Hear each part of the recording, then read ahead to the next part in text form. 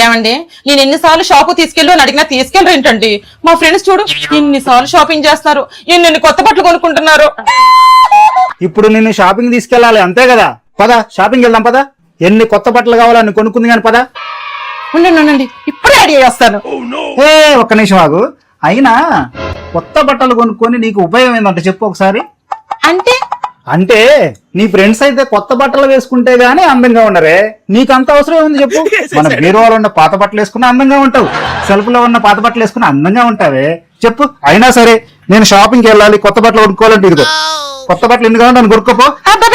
డబ్బులు ఎందుకండి దండగా, మన ఇంట్లో పాత బట్టలు ఉండగా కదా. నీకంత అవసరం ఏముంది? వాళ్ళంటే చండాలంగా ఉంటారు కాబట్టి నీ ఫ్రెండ్స్, వాళ్ళకి కొత్త బట్టలు కావాలి కానీ. సరేనండి, సంవత్సరం వరకు నాకు కొత్త బట్టలు వద్దండి. సరేనా? నేను కడగని అడగను, ఇంట్లో ఉన్న పాత బట్టలు వేసుకుంటారండి. Super super. నువ్వు సామాన్యుడు కాదురా.